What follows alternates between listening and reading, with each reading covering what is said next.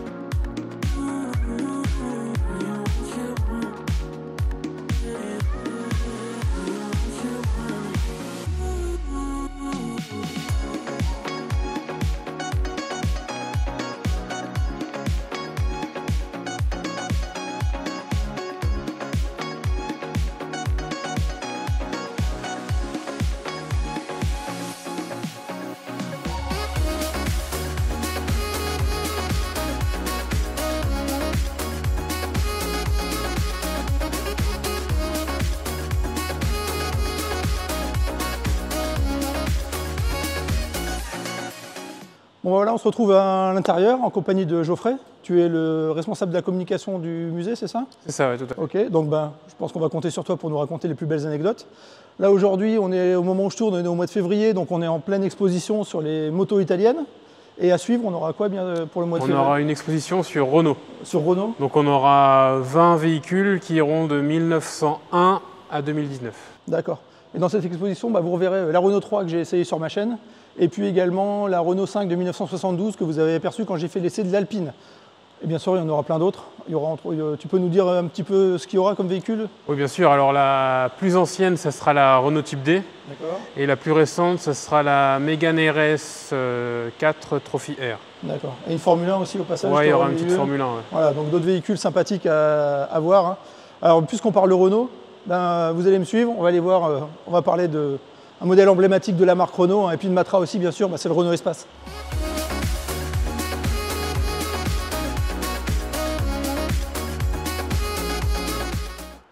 Bon Geoffroy, on peut le dire, a priori le Renault Espace, tout est parti de ce modèle-là, c'est ça? Oui, tout à fait. Hein. C'est un des premiers prototypes qui a été présenté à différents constructeurs.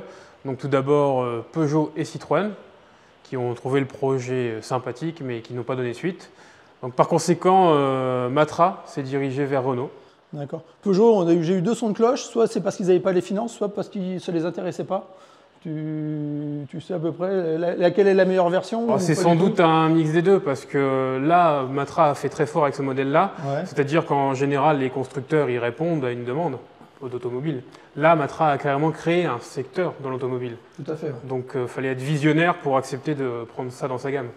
Et c'est Renault qui a flairé le bon coup et qui finalement a lancé un véritable créneau, comme tu dis, dans l'automobile française et mondiale même. Parce que même s'il y avait le Chrysler Voyager déjà aux États-Unis qui existait, bon, les Américains ils sont un peu conservateurs, ils gardent ça chez eux. Puis ça s'apparente plus à un van que vraiment. Ouais, c'est plus un van aménagé. Là, c'était vraiment dès le départ. C'était une monospace. Donc il y a eu cette version aussi qui était un peu une étude d'une version équivalente mais plus compacte. Ouais, c'est qu'ils avaient fait une étude d'un mini monospace. Ouais. Finalement, qu'on retrouve aujourd'hui avec des Peugeot comme la 1007 ou ça, hein. Des mini-spaces, Renault Modus ou des choses comme ça. Finalement, ils avaient encore 20 ans d'avance là-dessus. Oui. D'accord. Visionnaire. En fait, cette voiture-là, elle a vraiment été pensée comme une extension de la maison chez soi. En fait, c'est presque une pièce en plus. Parce qu'ils voulaient vraiment, le but, c'était l'espace, ça porte bien son nom. Oui, c'est ça. C'est une voiture avec de l'espace, avec de la modularité et du confort. Qu'on soit en famille dedans, qu'on ne soit pas tout serré. Voilà, que ce soit un véritable espace de vie, limite une pièce de la maison à l'extérieur. D'accord. Et donc en fait, finalement, on est arrivé sur cette version-là, qui est la version définitive qui a été faite par Renault. Donc on peut voir quelques différences. Les poignées de porte qui étaient plus de style Peugeot, les poignées de porte, celle-là. Ouais. Et un avant un petit peu plus court aussi, un petit peu plus tronqué. Ici, on a un avant qui est un petit peu plus pointu, si je ne dis pas de bêtises. Bon, les feux qui ont été redessinés aussi. Alors, je vais te reprendre, tu as dit fait par Renault. Pardon, fait par Matra. Voilà. Parce que quand on ouvre le capot, la plaque constructeur, c'est marqué Matra Automobile. Oui, tout à fait, excuse-moi. Très important. C'est vrai qu'on a le logo Renault, mais c'est vraiment fait par Matra. Et après, on a eu donc différentes évolutions. Donc celle-là, c'est une version Quadra, 4 roues motrices. C'est ça, ouais. Avec un essieu en carbone, c'est ce qu'on voit là. Alors tout à l'heure, je me permets, je l'ai pris tout à l'heure pour voir la légèreté en fait de cet essieu, où en fait le point de bascule, j'ai regardé tout à l'heure, j'ai essayé, il est à peu près ici, quoi. Le point d'équilibre, c'est vraiment très limite, mais voilà. Tout le poids est vraiment sur cette pièce métallique, le reste, ça pèse rien, et pourtant ça encaisse des dizaines de chevaux, des centaines de chevaux, je ne sais pas. Ouais, Matra était vraiment expert dans les matériaux composites. C'est vrai, déjà à l'époque, ouais. On a l'impression que le carbone, c'est quelque chose de moderne. Et en fait, déjà dans les années 80, 90, on était déjà dessus, quoi. Donc ça, c'est cette version Quadra. Je ne la connaissais pas, elle n'a pas été beaucoup vendue, je pense. Il n'y a pas eu... Alors là, je ne pourrais pas te dire exactement le nombre d'exemplaires de Quadra vendus, mais c'est pas l'une des versions... C'est pas une des versions les plus répandues. Alors ici, par contre, on a la deuxième génération de Renault Espace. Donc ici, c'est ce qu'on appelle l'espace signature, parce que tous les employés de Matra Automobile à l'époque ont signé dessus. D'accord. Donc, et en plus, il y avait aussi quelques grands noms, comme tu peux voir devant, là, il y a des Beltoise, Jackie Stewart, Josso, enfin, il y avait tous les grands noms de Matra Automobile. Ouais, qui ont signé dessus. Et donc celle-là, pourquoi est-ce qu'elle a été faite comme ça? C'est parce que c'est le 500 millième véhicule. C'est ça, c'est le 500 millième exemplaire. D'accord. Ouais, donc c'était un petit hommage pour remercier en gros tous les employés, les matraciens, comme on dit. C'est ça. La team Matra, les matraciens, ça m'a fait rire cette expression. Alors, est-ce que tu peux me donner l'histoire de ça? Parce que moi, sur ma chaîne, je parle automobile, mais je parle d'aviation aussi. Ceux qui sont abonnés à ma chaîne le savent, j'ai fait 20 ans dans l'armée de l'air. J'ai volé sur Alpha Jet. Pourquoi cette arrière d'espace avec cette référence à la Patrouille de France? Eh bien, parce que tout simplement, la Patrouille de France avait un espace. D'accord. Parce que j'ai connu les AX qui avaient été donnés à la Patrouille de France dans les années 80. Mais je ne connaissais pas l'espace Patrouille de France, par contre. Ah, l'espace a eu plein de dérivés. Hein, tu vois, elle a eu en Patrouille de France, donc c'est le seul vestige qui reste, parce qu'il me semble que le véhicule a été détruit. D'accord. Il y a eu des espaces pour le SAMU. Ok. Donc vraiment, l'espace, vu que c'est un véhicule modulable, il a été adapté en divers types. Il y avait même, je crois, des espaces corbillards. Parce que j'ai essayé d'en trouver, parce que j'étais déjà venu ici, j'avais déjà vu ce capot. J'ai essayé d'en trouver des traces, des photos. J'ai aucune archive là-dessus. Non, même nous, on n'a rien. Je me suis dit, mais est-ce que c'est pas juste un délire? Ils n'ont pas un arrière et puis voilà. Il y a des archives, c'est vraiment à l'armée qui l'ont. Ouais, il faudrait que je demande ça au niveau de l'armée de l'air. Ouais, d'accord, ok. Donc là, maintenant, on arrive sur l'espace troisième du nom. Voilà. Le dernier espace fait par Matra. D'accord. Donc la dernière génération, et c'est vraiment le tout dernier modèle. Tu vois. Donc le numéro qui est marqué sur le pare-brise, c'est le dernier numéro de série, le dernier qui est sorti des chaînes. Et cet espace-là est neuf. C'est-à-dire qu'il est sorti d'usine, il est venu au musée. D'accord. Donc il a quoi? Un compteur, il a entre 8 et 9 km. D'accord, ouais. Donc il a vraiment roulé entre l'usine et ici, ouais, c'est introuvable forcément. Et d'ailleurs, quand tu ouvres les portes, tu sens l'odeur. Il sent encore le neuf. Ouais. Et donc là, on a le dernier modèle développé par Matra, qui a un peu été le glas de la marque, malheureusement, au niveau des chaînes de production. L'Avantime, qui porte mal son nom, en fait, pour beaucoup de gens, mais qui aujourd'hui prend une cote folle, en fait. C'est ça, hein. En fait, de base, c'était un coupe-espace. C'était vraiment un mix entre deux modèles de véhicules. C'était pour contenter ceux qui avaient l'espace et qui l'adoraient, mais qui n'avaient plus les enfants. Les enfants étaient partis. Ouais. Et donc, ils ont fait un mix entre vraiment un coupé et un espace. Ça a donné ce véhicule-là. Je pense que la clientèle, à l'époque, ils n'ont pas compris, en fait. C'était un peu visionnaire. Le mix des deux, c'était un peu trop en avance. Il y avait la Velsatis en même temps, qui était, pareil, moitié monospace, moitié berline. Ouais, il y avait deux... Je pense à une époque où Renault, en fait, ils étaient un petit peu entre deux. Parce que ça, c'est pareil, aujourd'hui, des coupes-espaces, des SUV coupés. Maintenant, oui, ça devient la norme. On en voit beaucoup, mais ça... Et aujourd'hui, c'est vrai que c'est tellement rare et puis c'est tellement original que les gens, maintenant, ils se battent pour en trouver, alors qu'il n'y en a pas eu beaucoup de vendus, et puis ça a une cote folle, quoi, en fait. Donc ça, vraiment exceptionnel. Donc, là, on a fait le tour de la travée Renault Espace. On va se rendre en bas. On va aller voir le prochain espace, qui est en bas de l'escalier. Allez, suivez-nous.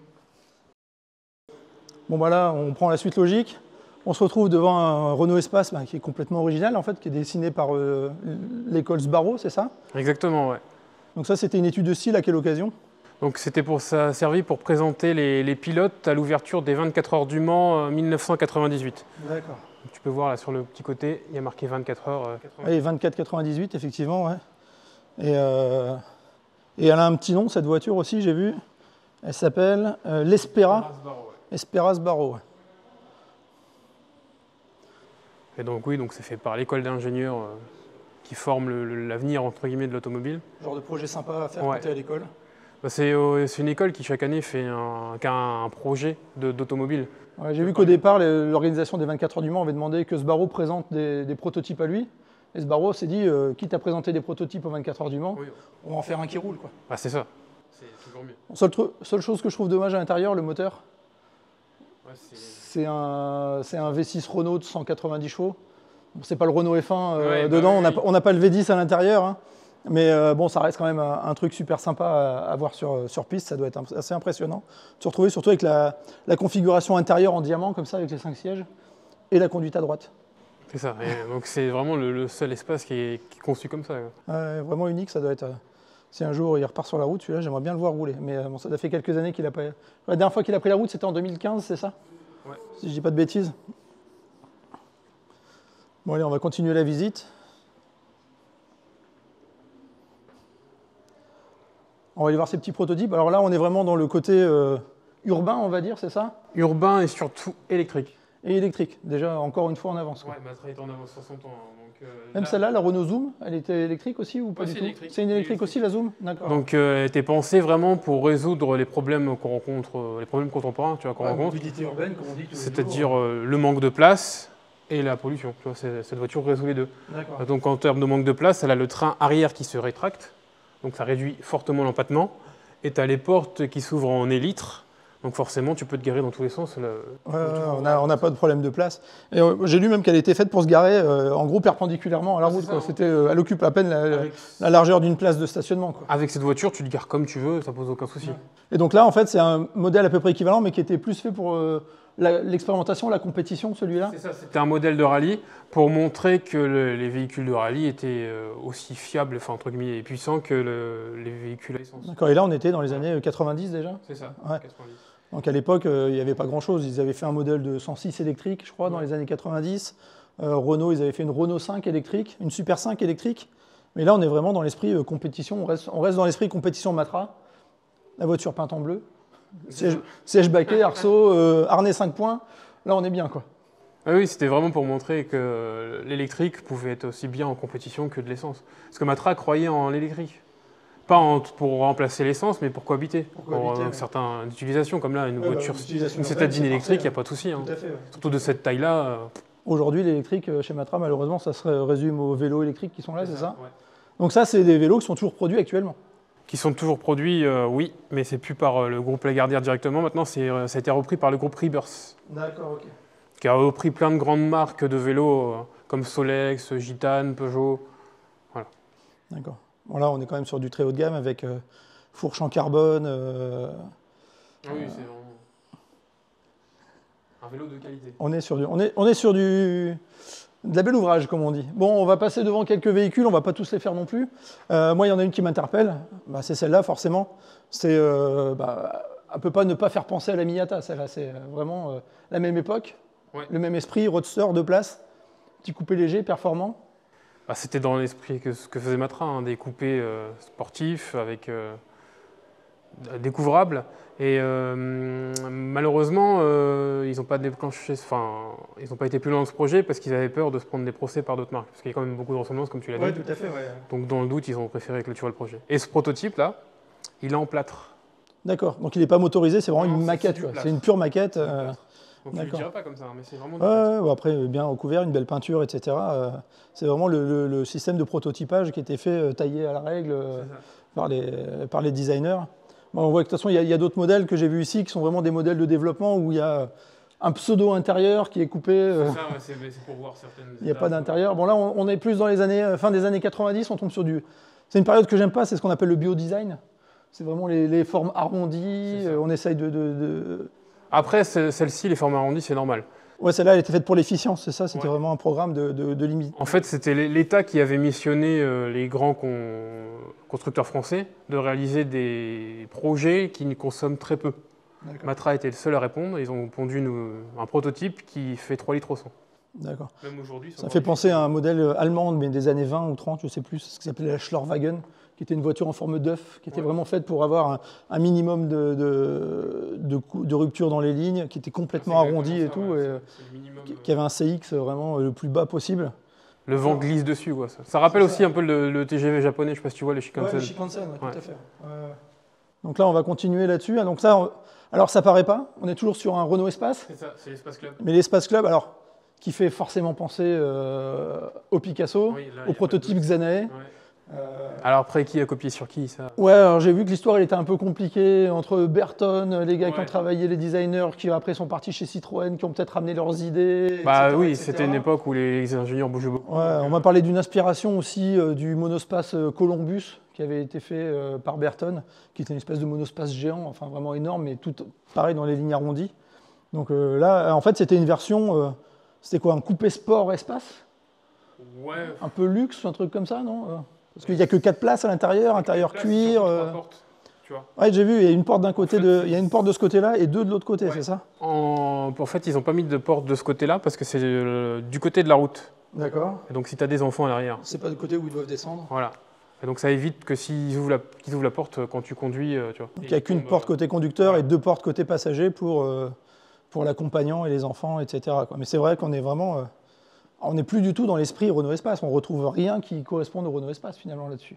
Ah non, parce que l'espace en lui-même, c'est une voiture très rectangulaire. Là, on est vraiment sur une voiture qui commence à être très arrondie. Donc on s'éloigne un peu du monospace. Oui, tout à fait. À la ligne de départ, on était encore à la fin des années 80, on avait encore des lignes assez droites, assez rigides.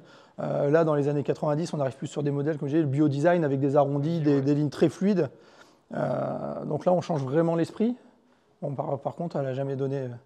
Il n'y a pas eu de suite. Il n'y a pas eu de suite là-dessus. Ça a pas été... Pourquoi ils ont jugé que c'était pas rentable Ou après, tu sais, des fois, ils font des protos comme ça pour tester certaines choses et après qu'ils mettent dans d'autres modèles. Après, on ne sait pas forcément pourquoi ça n'a pas eu lieu. Ouais, ils développent des lignes, etc. Puis après, on retrouve des petits éléments à droite à gauche. C'est comme aujourd'hui à l'heure actuelle, quand tu vois les constructeurs qui font des prototypes. C'est typiquement ce qui se passe avec cet espace 4x4 en fait.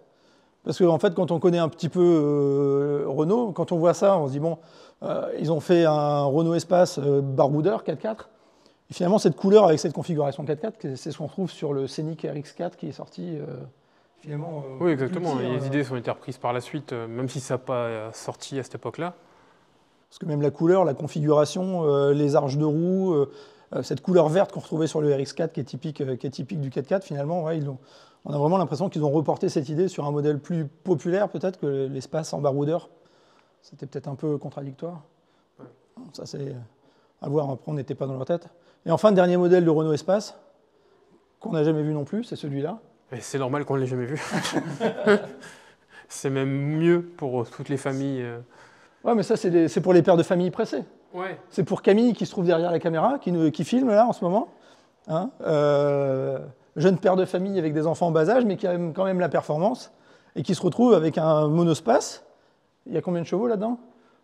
Alors là, je sais pas exactement. Ouais, il doit y avoir pas loin de 200 chevaux. En fait, dedans, c'est un biturbo. C'est ça. Voilà. Et donc, c'est tout là le problème. Parce que quand tu vois l'espace F1, comment il a été modifié pour qu'il tienne bien la route, tu vois, là, c'est clairement un rectangle avec un moteur surpuissant. D'accord. Donc, autant te dire que quand tu le pousses, ouais, au niveau tenue de route, adhérence, machin, on n'était pas dedans. C'est pas fait pour ça. Et finalement, ce moteur biturbo, c'est celui qu'on a retrouvé dans la Safran. Ouais. Qui est un petit peu plus, on va dire, logique, d'avoir ça sur une grosse berline, un peu à l'allemande, pour avoir de la performance, ou dans un monospace, avoir plus de 200 chevaux sur un moteur biturbo. Ça pouvait peut-être, ouais, comme tu dis, poser des petits problèmes de maîtrise. Et pourtant, il était sympa avec ses roues, ses élargisseurs d'ailes un peu galbés, etc. Ça aurait pu être pas mal. On va continuer avec des petits modèles sympas, parce que derrière là, on voit Matra Bagheera, Matra Murena. C'était les voitures sportives, populaires, vraiment faites pour la jeunesse, on va dire. Hein.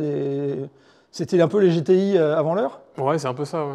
Et là, en fait, là, on a un prototype M25, donc, qui a été fait pour les 25 ans de la marque de Matra, c'est ça ? Exactement.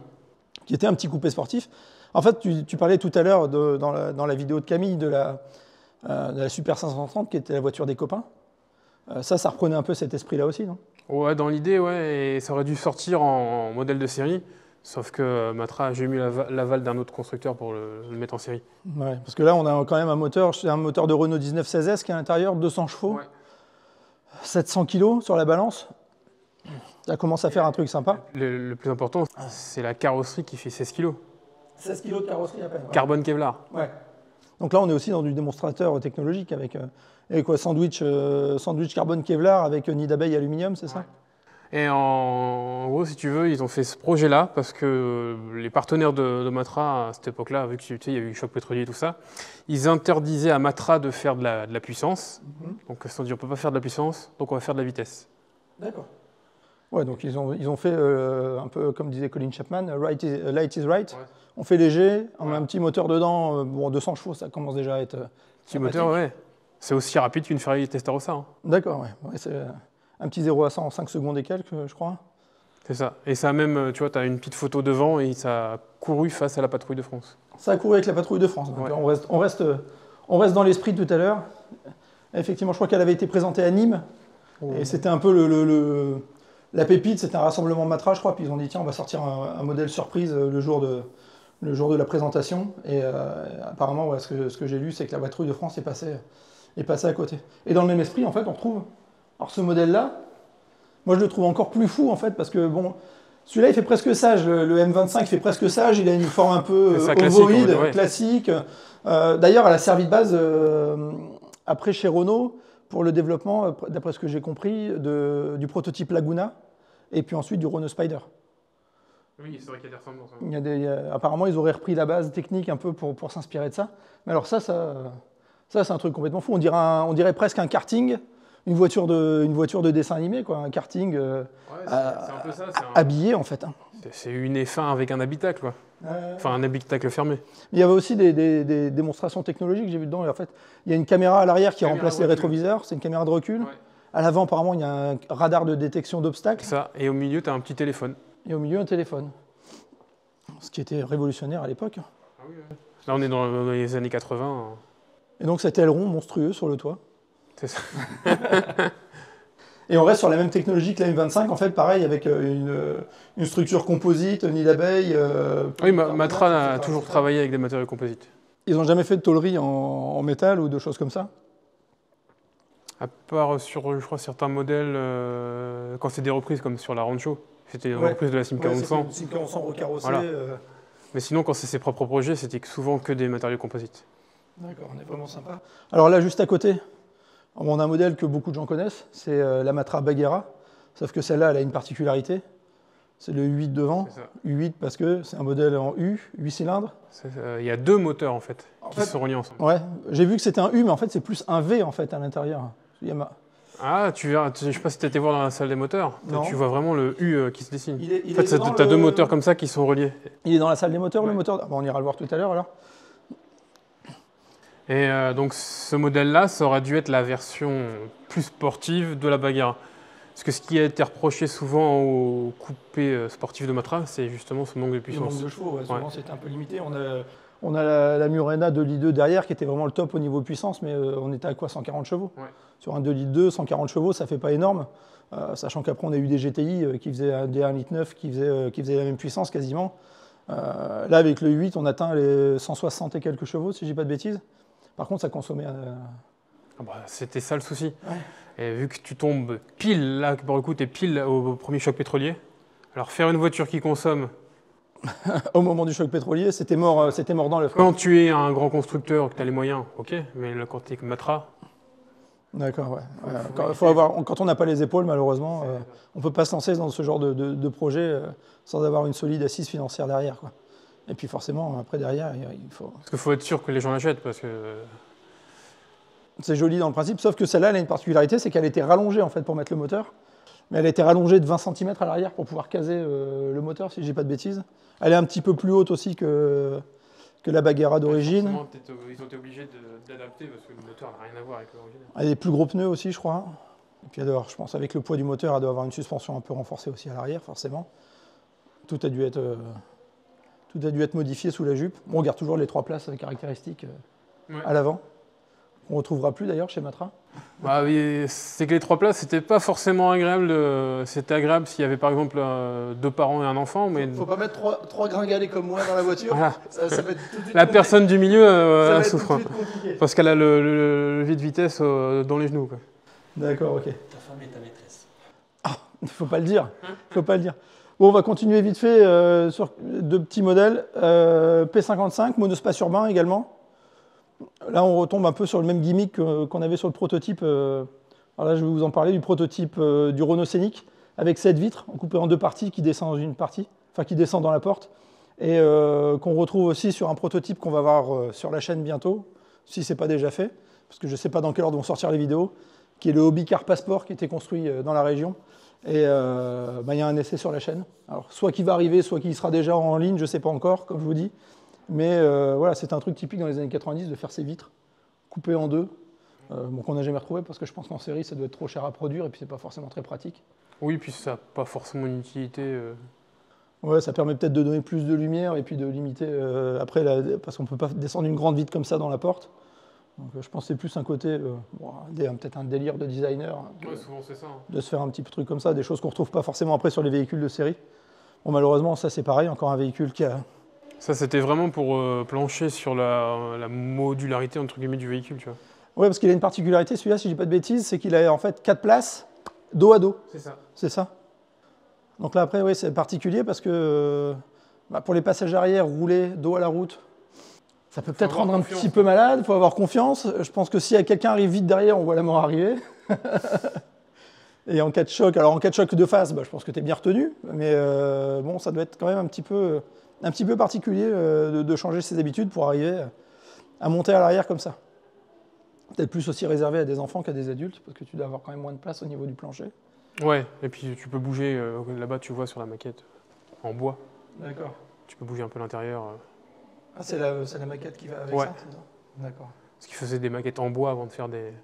Parce qu'aujourd'hui, tu n'en vois plus des maquettes comme ça, parce que... Tout est fait sur voilà. informatique, tout est fait en 3D. Voilà. Donc, Et c'était fait en bois, parce que le bois, ça coûte rien. oui, c'est vrai. Pour commencer. Ou en plâtre, comme l'autre. Ouais, c'est ça. C'est ça. C'est vraiment des matériaux qui coûtent rien au départ, et après, au fur et à mesure... On affine, on peaufine, et puis si ça marche, après on développe quelque chose de bien. Bon, donc on va finir avec cette voiture-là. Donc il y a une maquette aussi, parce qu'on voit qu'à l'intérieur, il n'y a pas d'intérieur, en fait, il y a juste des simulations de siège, un volant. Là, il y a vraiment juste l'extérieur qui est fini, et on est vraiment au début du proto. Ouais, mais dans l'esprit, en fait, le but, c'était de ce que j'ai vu, c'était de concurrencer les petites sportives européennes, on va dire. Parce que dedans, il devait reprendre le 1,6 litre de la Matra Murena et concurrencer les R5 Alpine. Et tu vois, il y a une petite référence avec le pare-choc devant. D'accord, ouais, tout à fait, ouais.